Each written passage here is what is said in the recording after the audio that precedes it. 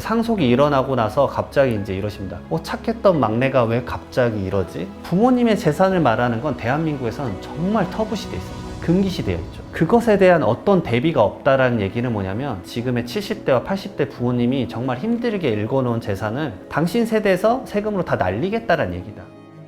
네, 안녕하세요. 저는 이장원 세무사라고 합니다. 하와이 대저택 구독자 여러분들 이렇게 만나 뵈서 반갑습니다. 저는 두꺼비 세무사란 필명을 쓰고 있고요. 주로 이제 부동산 위주의 상속, 증여, 양도, 특히나 이제 자산관리 위주의 업무를 많이 하고 있습니다.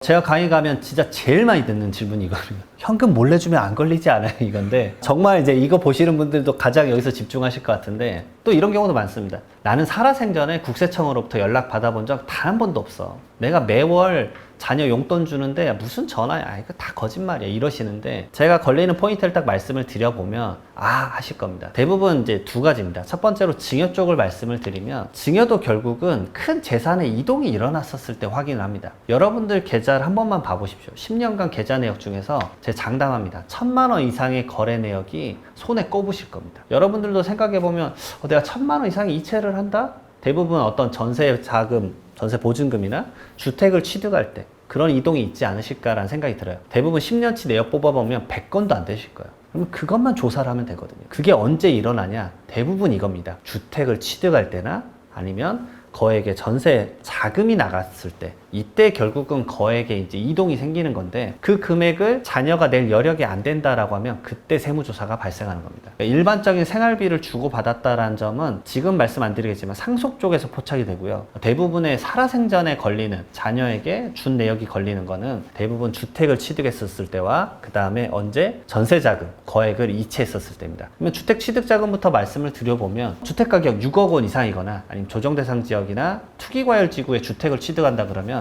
이 문서를 무조건 써야 됩니다. 어떤 자금으로 주택을 취득했습니까? 무조건 실거래가 신고할 때 같이 하거든요. 그 내역을 정말 꼼꼼하게 조사를 합니다. 그렇기 때문에 이걸 허투루 쓰시는 분들이 있어요. 이렇게 하신 분도 있다고 들었어요. 12억 원의 주택을 샀는데 중개사님이 이제 물어보는 거죠. 어떤 자금으로 사셨어요? 그래서 제가 번 돈 12억으로 샀습니다. 그래서 자기 자금 12억 쓰는 거예요. 말도 안 되는 소리죠. 왜냐하면 신혼부부셨거든요. 이제 좀 힘든 상황이죠. 그런 상황. 그러면은 바로 이제 저는 이렇게 말씀드립니다. 이제 초대장이 날라오실 거예요, 여러분들한테. 한국부동산원과 이제 시군구청에서 당신을 초대합니다 하고 이제 날라옵니다. 초대장이 날라오는데 거기서 이제 취득자금을 소명하지 못하면 그때 국세청으로 이관이 돼서 이제 증여세 세무조사가 시작됩니다. 그래서 최근에 사례에서도 국토교통부 사례인데 이 소명이 요청이 날라왔는데 계속 무응답하신 거예요. 수차례 피한 거예요. 그러면 부동산원에서는 바로 이관시키는데 그럼 간단합니다. 국세청은 계속 응답이 없잖아요. 그러면 세금 우선 때립니다. 그러면 이제 응답을 안 할 수가 없죠. 내가 엄청난 세금을 지금 맞았으니까요. 결국은 그러게 됩니다. 결국은 자금이 어떻게 이제 마련됐는지에 대해서 잘 소명을 해야 된다. 그게 첫 번째가 주택 취득 자금이고 두 번째는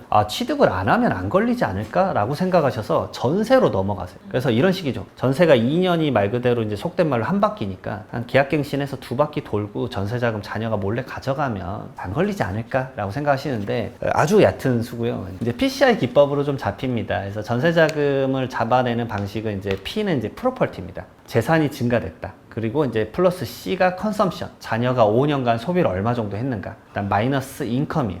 근데 자녀가 5년간 얼마 정도 벌었지? 그럼 결과로 얼마가 나오죠? 그러면은 그 금액을 통해서 이제 조사가 일어나는 거죠. 결국은 그래서 뚜껑을 열어보면 대부분 증여였던 거죠. 제가 이 케이스를 말할 때마다 이제 항상 말씀드리는 게 뒷부분에도 좀 나오기는 하지만 ATM에서 자녀에게 전세보증금 주려고 돈을 뽑아서 주신 분이 있어요. 저 이거 볼 때마다 정말 부모의 사랑이 끝이 없다라고 생각을 합니다.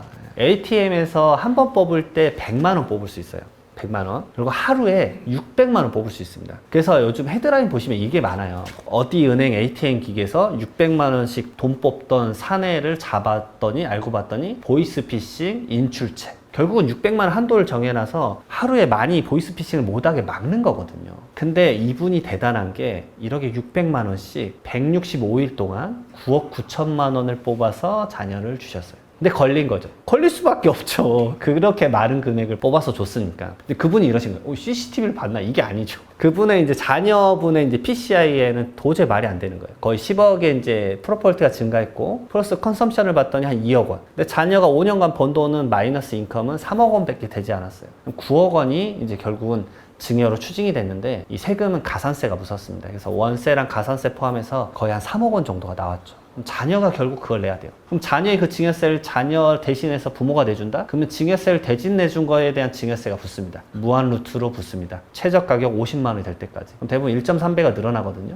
그럼 한 4억 9천을 이제 내줘야 됩니다. 그래서 이런 것들은 좀 허투루 생각하시는 분들이 많은데 제발 그렇게 생각하지 않으셨으면 좋겠다라가 이제 첫 번째고, 두 번째로 이제 상속으로 넘어갑니다. 그러면 이제 아까 말씀드렸던 조금씩 생활비나 결혼할 때 사실 뭐 전세자금 방금 말한 케이스는 9억 원 너무 크고 뭐 5천만 원 1억 줄 수 있지 않느냐라고 말씀하실 수 있는데요. 그런 부분들이 상속 때 정산을 합니다. 그렇기 때문에 살아생전 줘도 안 걸린다? 이때 다 걸려요. 제가 여러 케이스를 말씀드리겠지만 딱 두 가지 핵심적으로 말씀드려보면, 첫 번째로는 자녀에게 2만 원짜리 주택 청약자금 내줄 수 있죠. 그게 이제 10년간 하면 240만 원입니다. 그걸 추징을 한 케이스가 있습니다.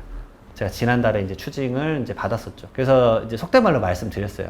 조사관 이것까지 좀 잡으시는 건 했는데, 아니 그래도 이거 준 거 아니냐. 할 말 없죠. 어떤 분들은 그래요. 100만 원 미만은 안 보지 않느냐라고 하시는데, 그건 세무서의 조사관님들의 재량입니다. 제가 강의 갈 때마다 말씀드려요. 100만 원 이하는 생활비로 봐주면서 이제 안 걷는 거 아니냐라고 했는데, 주택 청약 2만 원 120건 240만 원 추징됐었다 말씀드려서 가액에 대한 걸 먼저 첫 번째로 말씀을 드리고요. 그다음 두 번째로 기간입니다. 10년 내에 증여한 내역을 상속재산에 얹어서 계산한다고 말씀드렸잖아요. 9년 11개월 28일 전에 3일만 이제 건강하셨으면 10년이 넘어갈 수 있었는데, 9년 11개월 28일 전에 이 전세보증금 3억 원을 이제 부모님이 내준 거죠.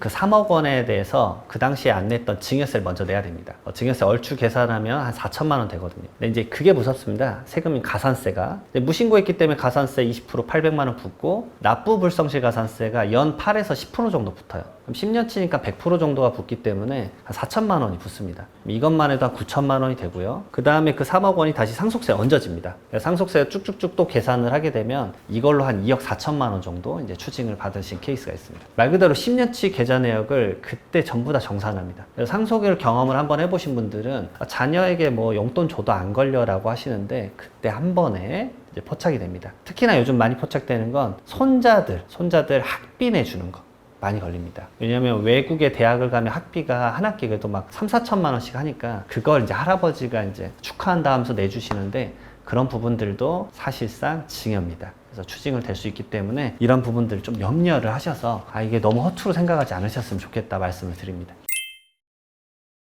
2017년 파리 대책부터 주택 관련된 이런 조사는 거의 분기마다 하고 있습니다. 그래서 예전에는 이제 뭐 이런 거죠. 세무조사할 때 차용증이라는 걸 대중화되지 않았었기 때문에, 그때 차용증 갖고 오면 과세관청에서는 뭐 차용증입니까? 가족끼리 뭐 이런 의견도 없지 않아 있었어요. 근데 요즘은 차용증이 아주 대중화됐고 당연한 상황으로 비춰지고요. 그다음에 주택가격 자체도 그때보다 많이 올라갔기 때문에 자녀들은 부모로부터 돈을 빌리지 않으면 거의 주택 구입이 불가능한 상황이 이미 됐습니다. 그러니까 시장이 많이 바뀌었다는 거죠. 불과 10년도 안 됐지만 결국 이 상황에서 차용증은 이제는 거의 당연한 상황이 됐습니다. 그래서 차용증에 대해서 많이 말씀을 드리는 것 중에 하나가, 가장 첫 번째는 결국 변제 가능력입니다. 자녀가 돈을 빌려갔는데 자녀가 과연 이 돈을 갚을 수 있을까? 라는 거죠. 국토교통부의 이제 이상 거래 형태에 대한 조사를 보게 되면 이런 경우가 많아요. 자녀가 이제 나이가 많이 표기되는데 30대가 제일 많습니다. 30대인데 주택을 구입했다. 근데 그 주택 가격이 3, 40억 합니다. 그래서 부모님이 이제 자녀에게 30억을 빌려주는 거예요. 그러면 30억 원에 대한 적정 이자가 세금으로 얼마냐? 4.6%입니다. 뭐 얼추 계산하시면 얼마입니까? 1억 3,500이 넘잖아요. 1억 3,500이 넘으면 월마다 이자만 1,000만 원씩 갚아야 돼요. 근데 그 자녀가 과연 월 1,000만 원, 세후 1,000만 원 이상의 소득을 벌고 있는가를 가장 첫 번째로 따집니다. 이제 많이 바뀌었다는 거죠. 차용증 종이일 뿐이에요.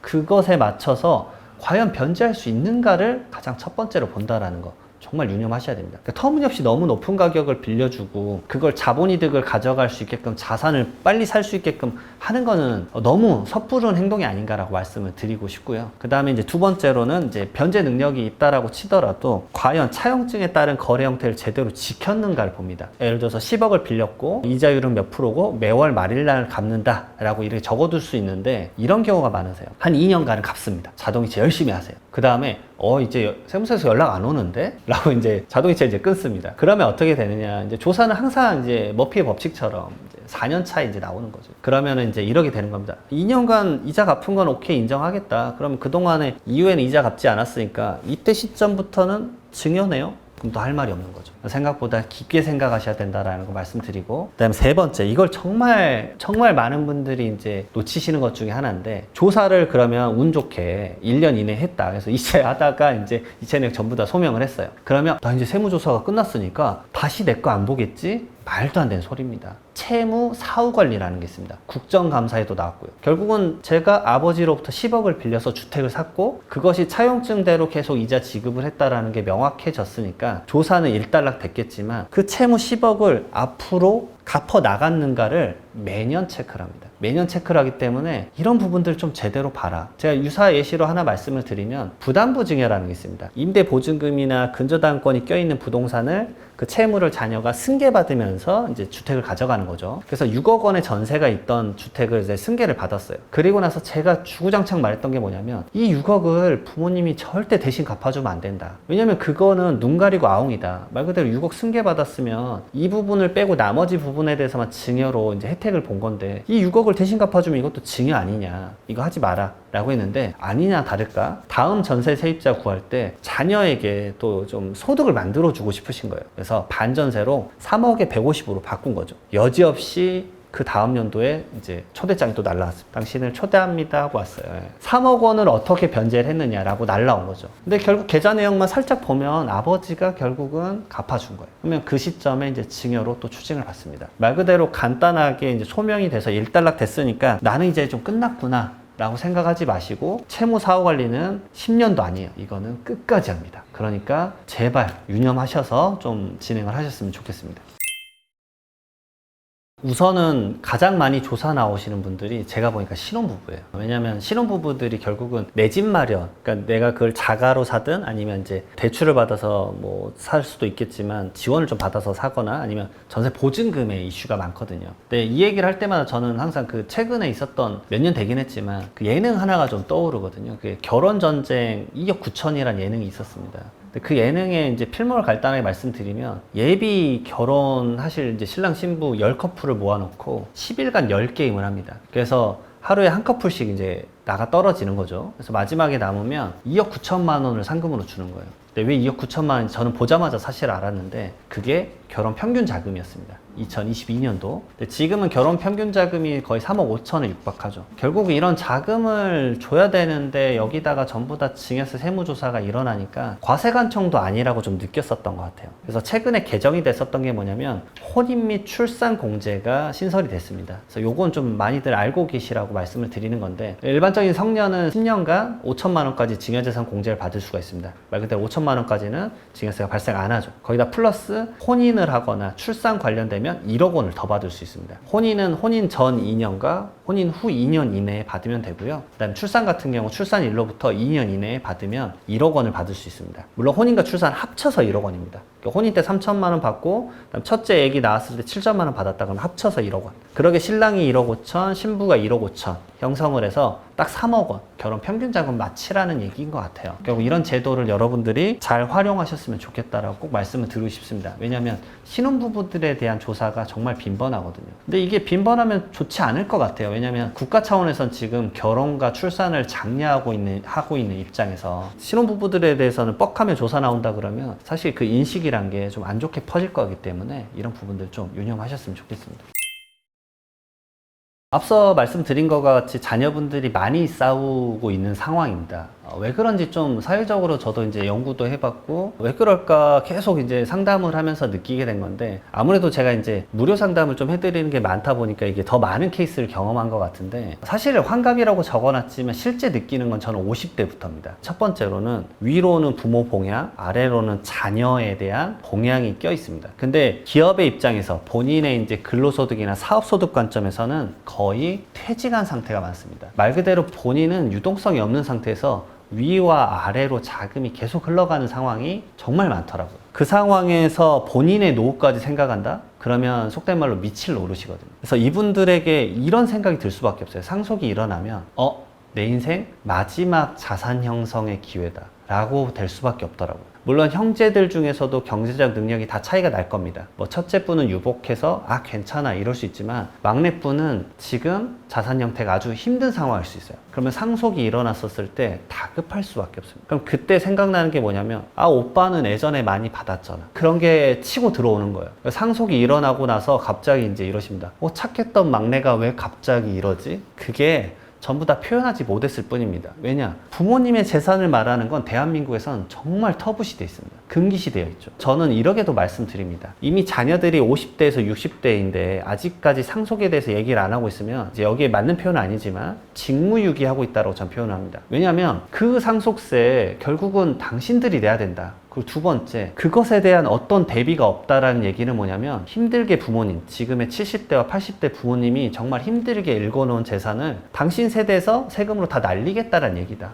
그러려면 그러게 해라. 근데 당신들이 원하는 게 부모님이랑 소중하게 지냈던 추억에 있는 그 집을 세금 내는데 쓰려고 헐값에 팔고 세금 내고 끝낼 거냐. 지금부터 준비하지 않으면 솔직히 말하면 그러게 될 수밖에 없을 거다. 지금 부동산 가격 부모님 건장하지만 자산 가치도 똑같이 올라갈 거다. 그럼 상속세 개편 없으면 당신 상속세 늘어나는 거 눈에 보듯 뻔하다. 그러니까 당신이 지금 그 얘기를 안 한다라는 게 무조건 부모님을 위한다라는 관점이 아니다. 그래서 저는 이렇게 말씀드립니다. 한 명의 형제가 가면 그 형제는 말 그대로 불효자식이 됩니다. 왜냐? 부모님의 재산을 언급한 놈이 되니까. 저는 이렇게 말씀드려요. 명절이나 이러게 되면 곧 추석도 있고 하니까 형제들 세 분이라고 한다면 같이 말씀을 하셨으면 좋겠어요. 이런 게 사실 이게 일반적이지 않겠다고 생각을 할 수 있지만 상속세가 얼마 나온지 한번 계산을 해보시고 본인들이 그 세 명이 낼 여력이 될까라는 걸 생각을 한번 해보십시오. 예를 들어서 세금이 9억이 나왔다고 쳐보겠습니다. 3억, 3억, 3억씩일 텐데 만약에 똑같이 나눠 가진다고 한다면 근데 나는 3억 낼 수 있어. 이거는 아무 상관이 없는 얘기예요. 왜냐? 세 번째인 동생이 상속세 3억을 못 내요. 그럼 어떻게 되겠습니까? 상속세는요, 연대납세 의무이기 때문에 세 번째 자녀가 못 낸다? 내가 내야 됩니다. 그럼 어떻게 되겠어요? 100% 싸웁니다. 결국은 다양한 것들에 대해서 자산 가지고만 두는 게 아니라 세금도 같이 두고 연장선상에서 보게 되면 싸울 수 있는 거리가 정말 많습니다. 그렇기 때문에 가족 간에 허심탄회하게 좀 얘기를 나누셨으면 좋겠습니다. 제가 상속세 무료 상담을 결정하게 된 계기가 이거였습니다. 왜냐면 장래 이후에 뭘 해야 될지 아무도 모릅니다. 저는 좀 충격 먹었던 게 저는 직업상으로는 사실 일반적인 지식이라고 생각을 했었는데 이게 상당히 많은 분들에게는 모르는 게 당연하겠구나라고 생각이 들었습니다. 그래서 장례가 일어나고 나서 3일장은 대부분 하세요. 입원하고 있던 병원의 장례식장이나 아니면은 본인의 이제 댁 가까운 데 장례식장으로 해서 장례를 치르시죠. 근데 그 다음부터는 뭐 해야 돼요? 붕 뜨시거든요, 대부분. 근데 그 절차를 좀 쭉 말씀을 드려보면 이것만 안내를 드려도 상당히 큰 도움이 되실 텐데 우선 사망 진단서랑 이제 시체 검안서 수치하시고 거기에 이제 언제 돌아가셨는지 이제 시, 분, 초까지 나옵니다. 제가 시, 분까지 나오는 걸로 알고 있는데 그 시간이랑 분이 왜 중요한지 말씀을 드려보면 가끔 부부가 같이 돌아가실 때가 있어요. 왜냐면 그때 배우자 상속공제가 누가 먼저 돌아갔냐에 따라서 받을 수 있냐 없냐 차이가 나는데 1분이라도 달라야 되거든요. 저는 이런 경우도 있었습니다. 해외 여행 가셨는데 두 분이 해외에서 돌아가신 거예요. 근데 해외에서는 업무 처리가 이제 집중되지 않죠. 그리고 이제 거기 대부분 이제 사고였기 때문에 시간을 예측하기 좀 애매했었어요. 그러니까 뭐 이런 식이었어요. 2시. 그러면 과연 누가 먼저 돌아가셨는지 알 수가 없겠더라고요. 결국은 그런 부분들이 좀 있기 때문에 사망진단서를 좀 꼼꼼하게 볼 때가 있습니다. 그래서 사망한 계시일에는 결국은 이제 이런 문서를 수치를 하시고 3일장 치를 동안 장례 비용 매일 데일리로 좀 끊어서 아마 내실 거예요. 그래서 그런 영수증 잘 챙기셔야 됩니다. 그것도 경비 처리가 전부 다 되기 때문에. 그리고 나서 이제 바로 하셔야 될 게 실질적인 본인의 업무가 시작되는 거죠. 이제 사망 신고를 하셔야 되는데 사망 신고는 이제 돌아가신 날로부터 한 달 이내 안 하면 이제 과태료 5만 원이 나옵니다. 근데 그것이 중요한 게 아니라 그 다음 단계 업무를 진행을 할 수가 없어요. 결국은 사망 신고를 하게 되면 그게 이제 시군구청이나 아니면 주민센터에서 대부분 받아주시고 요즘은 이제 정부 24에서도 가능합니다. 근데 저는 웬만하면 이제 오프라인으로 가시라고 말씀을 드려요. 그러면 바로 물어보시는 게 안심상속 원스톱 서비스 받으실 거예요? 라고 물어보실 겁니다. 그게 뭐냐면 피상속인, 돌아가신 분의 19가지에 대해서 국가가 알 수 있는 정보를 전부 다 취합해서 줍니다. 현장에서 바로 주는 게 토지, 건물, 선박, 자동차에 대한 내역 줍니다. 대부분 이제 토지, 건물에 대한 내역을 받아볼 수가 있는 거죠. 자, 그거 확인하시고 그 다음에 금융감독원으로 넘어갑니다. 왜냐하면 대부분은 이제 예금, 적금, 그다음에 주식, 뭐 보험, 새마을금고, 우체국 이런 아주 많은 금융권에 대한 정보를 파악을 해야 되는데 생각보다 시간이 오래 걸립니다. 왜냐하면 이게 20일 정도 걸리거든요. 생각보다 뭐 상속세가 뭐 별거 있어 쭉쭉쭉쭉 하겠지만 자료 파악하는데 시간이 상당히 걸립니다. 이게 20일 정도 걸리기 때문에 저는 이렇게 말씀을 드리는데 상속인 중에 행정 업무가 좀 유능하신 분이 이걸 하셨으면 좋겠어요. 어머님한테 이런 거 맡겨버리시면 안 돼요. 왜냐면 문자로 전부 다 날라오거든요. 문자를 막 지워버리시거나 그러면 중요 정보가 날아가 버릴 수 있기 때문에 이런 것들 좀 꼼꼼히 챙기셨으면 좋겠고, 그 다음에 제가 강조하는 것 중에 하나가 이제 건강보험, 신용카드, 인터넷, 고정 지출 내역 전부 다 이제 정리하셔야 되고, 가장 핵심이 휴대폰입니다. 이제 휴대폰을 좀 살려놔라라고 말씀을 드리는데, 휴대폰을 꼭 이제 번호를 승계받아서 최저 요금제로 바꾸시더라도 1년 정도는 꼭 유지하셨으면 좋겠습니다. 첫 번째로는 예전에는 사실 제가 이유가 두 가지였어요. 근데 최근에 세 가지로 늘었는데 이게 좀 눈물이 나는데, 그 부모님의 시각으로 나를 찍은 사진을 볼 수 있는 유일한 기회입니다. 네. 저는 그게 너무 충격이었어가지고. 아무튼 그 기록들을 볼 수 있는 게 정말 큰 마음의 이제 위안을 얻으실 겁니다. 부모님이 이제 내 손주를 이렇게 봤구나, 이런 것들을 이제 확인하실 수 있기 때문에 꼭 그거를 이제 저장을 하셨으면 좋겠고요. 그 다음에 이제, 죄송합니다. 자, 우선 첫 번째는 그러한 이유고, 두 번째로는 이제 부고를 알리셔야 됩니다. 부고를 생각보다 못 알리는 경우가 많습니다. 왜냐면 지인분이 해외에 계시거나 그런 경우도 좀 있어서 이제 부고를 알리기 위해서라도 좀 있어야 되고, 그 다음에 세 번째가 이제 세금적으로는 가장 중요한데요. 채권과 채무 관계를 정리를 해야 됩니다. 예를 들어서 내가 이제 아버지가 알고 봤더니 이제 받을 게 있으신 거죠. 근데 여러분들 간단하시죠? 이제 돈 빌려주더라도 뭐 이렇게 메시지라도 남기실 수 있잖아요. 뭐 장원아 3천만 원 보냈어, 천천히 갚아, 뭐 이런 식의. 왜냐면 차용증을 친구랑 막 다 쓰거나 그러진 않으실 테니까. 우리 형제한테 빌려줄 때도 보냈다, 천천히 갚아라, 뭐 이런 식의 보낼 테니까 그런 부분들을 확인하셔야 돼요. 그래서 저는 이제 가장 힘들었던 부분이 이거를 이제 초기화시키고 손주한테 휴대폰을 주신 분인데, 제가 얼른 업체를 뛰어가라고 했었습니다. 왜냐면 그 내용을 살려봐야 된다. 혹시나 뭐가 있을지 모르니까. 그리고 이제 두 번째로는 이제 채무죠. 채무 관계도 정리를 해야 됩니다. 말 그대로 이제 돌아가시면 속된 말로 빚쟁이들이 찾아올 텐데, 아버지가 1억을 빌렸고 3천만 원을 갚으셨었어요. 근데 그분이 1억을 갚으라라고 하는 거예요. 그러니까 3천만 원을 변제한 내역을 계좌 내역으로도 확인하겠지만 먼저 가장 즉각적인 건 휴대폰입니다. 나 3천만 원 보냈다. 당연히 이런 기록을 남길 거거든요. 그러니까 사업하시다 갑자기 돌아가신 분들은 이런 기록들을 최대한 많이 챙기지 않으면 정말, 왜냐면 그 사업에 대해서 익숙하지 않은 배우자나 자녀들은 정말 당혹스러운 결과를 맞이할 수밖에 없고 엄청난 빚더미를 떠안을 수도 있기 때문에 이런 부분들을 잘 챙기셔야 됩니다. 그 다음에 안심상속 원스톱 서비스 내역을 받으신 다음에 그 다음에 본격적으로 해야 되는 거는 이제 은행을 찾아가셔야 됩니다. 말 그대로 예금, 적금, 주식, 보험, 뭐 우체국에 대해서 각각 전부 다 방문을 하셔야 돼요. 여긴 대리인이 안 돼요. 상속인이 다 가야 됩니다. 그리고 상속인이 그러면 한 분이 대부분 가시는데, 대표 상속인이 위임장이나 인감증명서 이런 거 전부 다 받아가지고 모든 지점, 모든 본점을 다 들리셔야 돼요. 은행을 가셨다라고 가정을 해보면 10년간 계좌 내역을 전부 다 엑셀 파일로 요청하셔야 됩니다. 이게 왜 그러냐면 앞서 말씀드렸지만 사전증에 10년 내역을 전부 다 확인해야 되기 때문에 그렇습니다. 그리고 폐쇄 계좌도 전부 다 요청하셔야 돼요. 그러면 은행 하나 갈 때마다 하루씩 걸리는 경우도 허다합니다. 그러게 자료 이렇게 취합하고 받는데 거의 대부분 2, 3주 걸립니다. 그러면 벌써 정신 차리고 보면 2달이 지나 있습니다. 그리고 그 계좌 내역들, 10년치 내역을 파악을 하는데 대부분 이제 저 같은 경우는, 이제 저희 법인 같은 경우는 한 3개월 정도 걸립니다. 그렇기 때문에 상속세 신고 기간 6개월이 전혀 길지가 않습니다. 아주 짧은 거라고 말씀을 좀 드리고 싶고요. 그 다음에 사망 관련 유족연금이나 이런 것들도 좀 청구를 하실 거 하고, 그다음 3개월 이내 꼭 해야 되는 것 중에 하나가, 내가 지금 받아야 될 빚이 더 많은 것 같다. 특히나 이제 사업하시다 돌아가시면 아버지가 사채를 썼는데 얼마인지 도저히 모르겠어. 이런 경우에는 무조건 상속포기나 한정 승인을 걸어놔야 됩니다. 그래서 이런 부분들도 3개월 이내에 해야 되기 때문에 꼭 유념하셔야 된다 말씀을 드리고요. 그 다음에 6개월 이내에는 이제 가액, 내가 부동산이 많을 거기 때문에 부동산에 대해서 감정평가를 할 것인지 아니면 유사매매 사례가액으로 할 것인지 결정을 하시고, 그 다음에 상속 개시일이 속한 달에 말일로부터 6개월 이내에 이제 3가지 신고를 하셔야 됩니다. 상속세를 신고 및 납부를 하셔야 되고요. 돈을 납부도 하셔야 됩니다. 뭐 예를 들어서 11월에 돌아가셨다. 그러면 부모님이 부동산 임대업을 하고 계셨다. 아버지의 임대업에 대한 종합소득세 신고랑 납부, 그다음에 세 번째로는 부동산을 승계받는 경우가 많기 때문에 부동산에 대한 상속취득세를 신고 및 납부. 결국은 이 돈 나갈 게 아주 많다라는 걸 말씀을 드리고 싶어요. 그래서 최초 미팅 때 저는 어느 정도 세금이 나온다는 거 무조건 말씀드리고, 유동성 자산, 현금성 자산은 이론도 쓰지 말라고 말씀드립니다. 왜냐하면 그걸 써버리면 무슨 일이 펼쳐지냐면, 어떤 상속인이 이런 경우가 있었어요. 그 재산을 이제 분배를 먼저 난 급하다라고 받으셨어요. 뭐 상속세를 이제 낼 쯤이 되니까 한 6개월 정도 지나고 나서, 자, 우리 상속세 얼마 나왔으니까 얼마씩 걷자라고 했는데, 미안해, 나 오빠 돈 다 썼어, 대신 내줘. 이런 경우도 펼쳐질 수 있어요. 그래서 상속 재산이 현금 유동성 자산은 저는 그래서 쓰지 말라고 말씀드립니다. 뭐 공동 통장을 만들어서 거기에 놓으시더라도 웬만하면 그걸로 취득세 내고 상속세 내는데 공금으로 무조건 쓰셨으면 좋겠다. 안 그러면 상속인 간의 다툼이 아주 첨예하게 발생할 수 있기 때문에 그렇습니다. 자, 그리고 나서 그 다음 단계로 이제 상속세 신고는 끝나지 않습니다. 상속은 무조건 세무조사를 하기 때문에 6개월 이내에 세무조사가 펼쳐지니까 그런 세무조사도 잘 준비를 하셔야 됩니다. 상속세 세무조사는 대부분 3달 정도 합니다. 정말 이제 첨예하게 하기 때문에 계좌 내역에 대한 소명 내역들 잘 준비를 하셨으면 좋겠습니다.